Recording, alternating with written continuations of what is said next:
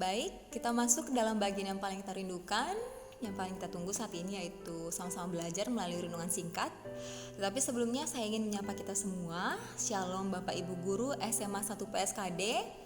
Shalom anak-anak kami yang kami kasihi, kelas 12, kelas 11, dan kelas 10 dimanapun berada. Kami berharap kita semua dalam keadaan sehat. Baik, sukacita besar saat ini kita tetap berkomunikasi, bertemu melalui aplikasi ini untuk sama-sama belajar akan firman Tuhan. Tetapi sebelumnya, mari kita minta Roh Kudus untuk bekerja dalam hati dan pikiran kita. Kita bersatu dalam doa. Terima kasih Allah Bapa kami yang kami puji, kami muliakan. Kami sungguh bersyukur Tuhan, kami berterima kasih untuk hari ini, hari yang indah. Kami boleh menikmati berkat Tuhan, kami masih diberi kekuatan, kami masih menikmati nafas kehidupan Tuhan, segala kesempatan yang Tuhan boleh berikan bagi kami. Terima kasih Tuhan Yesus. Terlebih-lebih Tuhan, saat ini kami boleh kembali bertemu melalui aplikasi ini untuk belajar firman-Mu Tuhan. Biarlah kiranya Roh Kudus-Mu Tuhan boleh hadir dalam hati dan pikiran kami, memimpin menuntun kami Tuhan, agar kami boleh dengan tenang mengerti apa yang Tuhan inginkan rancangkan dalam kehidupan kami. Tuhan, bertatalah dalam hati dan pikiran kami saat ini, agar kami boleh dengan tenang Tuhan belajar akan firman-Mu. Berkati Tuhan dimanapun guru-guru SMA 1 PSKD berada Tuhan, bahkan anak-anak kami dimanapun mereka berada, Engkau Tuhan yang selalu menyertai mereka Bapa. Terima kasih Tuhan Yesus. Kami serahkan juga keluarga kami Tuhan, dimanapun mereka berada, kiranya Engkau juga menyertai mereka, bahkan memberkati mereka sebagaimana Engkau memberkati kami. Terpujilah Engkau Tuhan, kami percaya saat ini Engkau mempercayakan kami hikmat kebijaksanaan seperti yang Engkau berikan kepada Daud. Terpujilah Engkau Bapa yang baik, kami siap menerima firman-Mu Tuhan. Di dalam nama Tuhan Yesus kami berdoa dan mengucap syukur, haleluya, amin. Baik, tema yang diberikan saat ini yaitu belajar dari kegagalan. Saya mengucapkan terima kasih buat anak-anak yang mempercayakan Miss Lina untuk boleh membawakan renungan singkat ini. Bila kiranya kita sama-sama belajar, tidak ada posisi antara guru dan murid saat ini. Kita benar-benar hamba Tuhan, murid Tuhan Yesus, anak-anak Tuhan yang sama-sama belajar. Nats yang diberikan untuk tema ini ialah Yohanes 14 ayat 25 sampai 26. Sekali lagi Yohanes 14 ayat 25 sampai 26. Jika Bapak Ibu, teman-teman, adik-adik, anak-anak kami memegang Alkitabnya, boleh dibuka ataupun melalui gadgetnya juga silakan. Saya akan membacakan nats kita untuk kita semua. Yohanes 14 ayat 25 sampai 26. Demikianlah firman Tuhan. Semuanya itu kukatakan kepadamu selagi aku berada bersama-sama dengan kamu. Tetapi penghibur, yaitu Roh Kudus, yang akan diutus oleh Bapa dalam namaku, dialah yang akan mengajarkan segala sesuatu kepadamu dan akan mengingatkan kamu akan semua yang telah kukatakan kepadamu. Amin. Baik, Yohanes 14 ayat 25 sampai 26 merupakan ayat yang indah yang boleh kita baca saat ini. Tema yang diberikan adalah belajar dari kegagalan.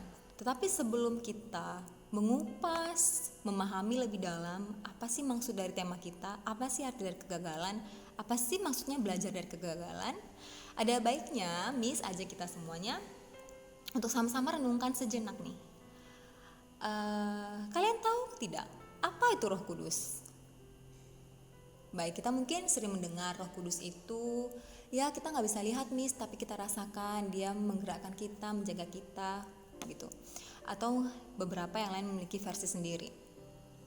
Baik, dalam hal ini saya Miss Lina mau sampaikan bahwa di ayat 26 sempat tertulis, jika teman-teman Bapak Ibu ingat, yaitu ayatnya, tetapi penghibur yaitu Roh Kudus. Nah, penghibur yaitu Roh Kudus.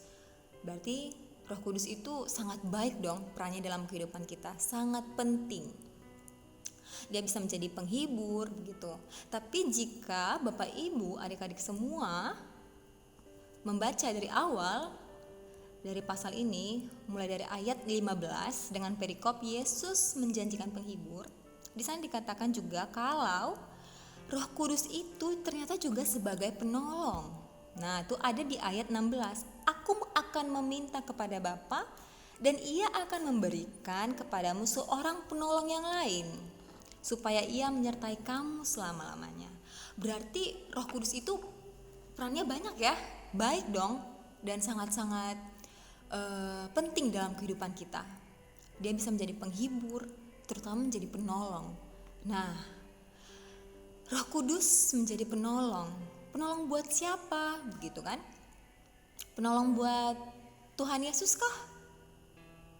Tidak. Penolong buat Bapa di sorga? Tentu tidak. Penolong buat siapa coba? Ya, tepat sekali. Penolong buat kamu, buat Miss, buat Bapak Ibu guru yang lain, buat semua orang yang ada di dunia ini. Jadi, Roh Kudus sangat-sangat penting untuk kita, menolong kita, yaitu manusia.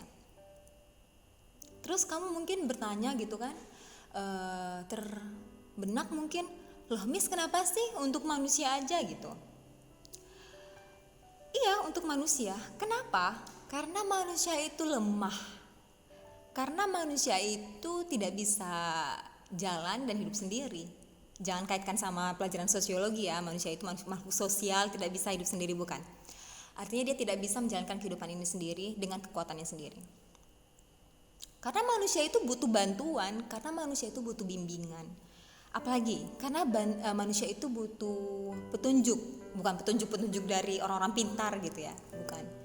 Karena manusia itu bla bla bla bla bla bla. Artinya manusia itu banyak kekurangan dan kelemahan. Ya pasti perlu pertolongan. Perlu si penolong tadi. Ada ingat siapa penolong tadi yang dimaksud?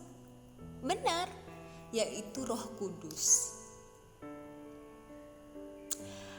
Miss, buat apa dia menolong? Selain dari yang karena lemah, mudah goyah, apalagi tidak bisa hidup sendiri, ya karena butuh tuntunan gitu kan. Karena dia memang butuh arahan. Tahu karena apa? Selain yang beberapa hal tadi, yaitu karena manusia lemah dan dia pasti pernah mengalami yang namanya kegagalan. Nah, mari kita balik lagi ke tema yang udah diberikan, belajar dari kegagalan. Di sini peran Roh Kudus sangat-sangat penting untuk menata kembali hati dan pikiran kita, agar kita tahu bahwa setiap kegagalan itu bisa kita jadikan suatu pengalaman untuk pembelajaran. Nah, kenapa sih Miss manusia harus mengalami namanya kegagalan? Ya harus, karena kita masih ada dan hidup di dunia ini gitu kan. Semenjak manusia jatuh, semenjak kejatuhan manusia ke dalam dosa, manusia memang harus mengalami semuanya itu. Penderitaan, pencobaan, godaan, dan termasuk yang satu itu, yaitu kegagalan. Kita sebagai manusia yang lemah, pernah mengalami kegagalan, kita butuh Roh Kudus untuk menuntun hati dan pikiran kita, untuk boleh menguatkan kita kembali, untuk boleh menegarkan kita, agar kita pakai, agar kita gunakan, agar kita jadikan setiap kegagalan itu menjadi pengalaman yang baik, menjadi guru yang baik.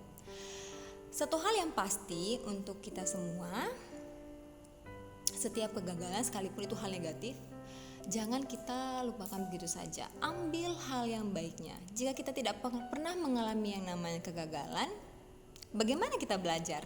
Karena ada kegagalan lah makanya kita belajar. Belajar apanya? Belajar, oh ternyata prosesnya seperti itu. Oh ternyata saya harusnya seperti ini, bersikap sebijak ini seharusnya. Atau saya seharusnya mendengarkan yang ini. Atau saya seharusnya meminta pendapat kepada yang ini, misalnya begitu kan. Kita itu butuh semuanya itu. Nah, Tuhan berikan Roh Kudus sekali lagi untuk kita, untuk boleh memberikan kita suatu hikmat, menolong, menuntun kita. Tahu gak sih atau pernah dengar gak sih satu lagu yang ada liriknya seperti ini nih. Sekalipun saya jatuh tapi takkan tergeletak. Sekalipun saya jatuh tapi takkan tergeletak, sebab tangan Tuhan selalu menopangku. menopang Miss, menopang kamu anak-anak kami semua, menopang Bapak Ibu guru. Siapa yang menopang? Tangan Tuhan. Siapa tangan Tuhan itu? Yaitu Roh Kudus yang Tuhan telah percayakan untuk boleh ada di tengah-tengah bumi ini untuk menjaga kita. Nah, dari tema yang sudah diberikan, kita belajar dari kegagalan. Apanya lagi nih yang bisa kita pelajari dari kegagalan?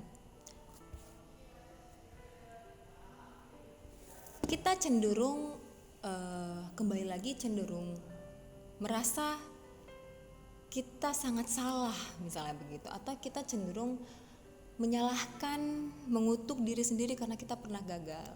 Nah, dari poin ini kita belajar, kita pahami dan kita sudah mengerti bahwa kegagalan itu wajar untuk kita pernah alami. Raja, ratu sekalipun, ataupun pemerintah, kepala pemerintah maksudnya, setiap orang-orang pemimpin pernah mengalami kegagalan. Jadi adik-adik semua anak-anak Miss di sini, jangan intimidate yourself hanya karena pernah mengalami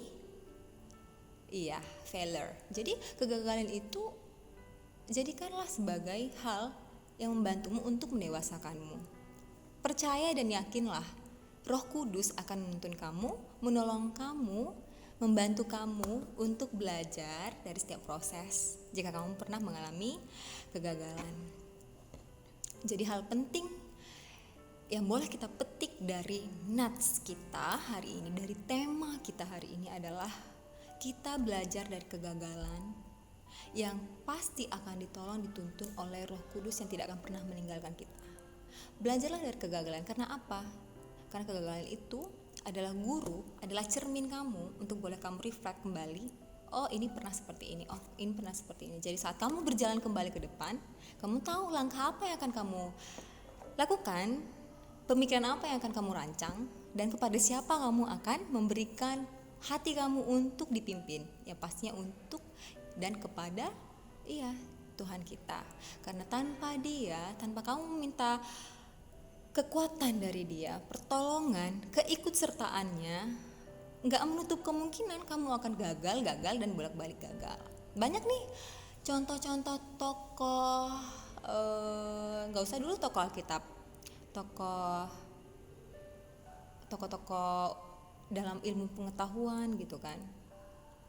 Mereka kan menciptakan suatu penemuan itu kan dari kegagalan dulu, bahkan bukan hanya sekali, beberapa kali, berpuluh kali, beratus kali, mungkin sampai mereka benar-benar dapat keberhasilan itu. Jadi percayalah, kamu masih muda, kamu masih belasan gitu. Bahkan buat kita juga Bapak Ibu guru, bukan hanya dalam kegagalan mencapai cita-cita, tapi hal-hal yang lain yang kita rindukan untuk keluarga kita, untuk diri kita sendiri, untuk masa depan kita, kita akan masih berpeluang besar mengalami kegagalan di saat kita mau melaksanakan sesuatu atau menginginkan sesuatu atau mencita-citakan sesuatu. Karena kegagalan itu tidak memandang umur. Saya gagal itu hanya sampai umur 25 misalnya. Tidak, sepanjang kamu hidup. Percayalah itu adalah suatu proses. Tapi jika kamu tidak mau belajar, tidak mau minta hikmat, tidak mau kembali mengulas, meng-cross check diri kamu, kegagalan yang bertubi-tubi yang tidak ada arti itu, tanda kutip yang tidak ada arti itu bukan suatu hikmat atau pengalaman yang baik. Jangan sampai itu menjadi suatu tanda kutip kebodohan kita untuk tidak mau mengoreksi diri. Jadi sampai di sini renungan singkat kita. Saya berharap, kita berharap kita boleh menjadikan setiap kegagalan yang pernah kita alami dulu menjadi pembelajaran yang baik. Satu hal yang pasti dan penting, mintalah Roh Kudus terus bekerja dalam hati dan pikiran kita, sehingga di masa yang akan datang saat kita merencanakan sesuatu, merancangkan sesuatu, memimpikan sesuatu, mencita-citakan sesuatu, di dalam proses kita menjadinya, kita punya Roh Kudus yang tetap kita minta keikutsertaannya melalui Tuhan Yesus Kristus. Amin. Kita berdoa. Terima kasih Bapa, terima kasih Tuhan Yesus, sungguh kami sangat diberkati melalui nats yang begitu indah, tema yang begitu baik Tuhan, yang boleh kami pelajari bersama-sama saat ini. Kami harus belajar dari kegagalan karena kami tahu Tuhan, Engkau mengizinkan itu terjadi di dalam kehidupan kami karena kami adalah manusia lemah, kami tidak bisa hidup tanpa-Mu Tuhan. Kami percaya Engkau selalu memberikan penolong-Mu Tuhan bagi kami, untuk kami boleh Tuhan mengendalikan hati dan pikiran kami dengan seturut dari kekuatan-Mu. Terima kasih Bapa, kami serahkan Tuhan kehidupan kami dalam tangan-Mu. Kami serahkan Tuhan kepala sekolah kami, Bapak Ibu guru yang mengajar, biarlah juga Tuhan tetap Engkau tuntun, Engkau sertai. Khususnya buat anak-anak kami Tuhan, kelas 12, kelas 11, kelas 10, dimanapun mereka berada. Tuhan, biarlah kiranya Roh Kudus-Mu juga bekerja dalam hidup mereka, dalam keluarga mereka Tuhan. Engkau memberkati anak-anak kami Bapak, bahkan kami juga teringat akan keluarga kami, saudara-saudara kami, dimanapun mereka berada Tuhan. Berkatilah mereka Tuhan, sebagaimana Engkau memberkati kami. Terpujilah Engkau Bapa yang baik, kami serahkan seluruh kehidupan kami sepanjang hari ini Tuhan, dalam tangan pengasihan-Mu. Terima kasih Bapa buat kesempatan yang baik ini. Bapa, kami sadari kami manusia yang lemah, ampuni kami Tuhan. Jangan biarkan Engkau memalingkan wajah-Mu dari kami Tuhan. Hapuskan segala dosa kami Tuhan, agar kami tetap layak Tuhan untuk boleh datang ke hadapan-Mu, meminta Roh Kudus-Mu Tuhan selalu menjadi penolong bagi kami. Terima kasih Bapak buat setiap pengampunan-Mu. Kami sungguh bersyukur dan bangga memiliki Allah seperti-Mu. Terpujilah Engkau Tuhan Yesus yang baik. Kami bersyukur dan berdoa di dalam nama Tuhan. Kami mengucap syukur. Haleluya. Amin.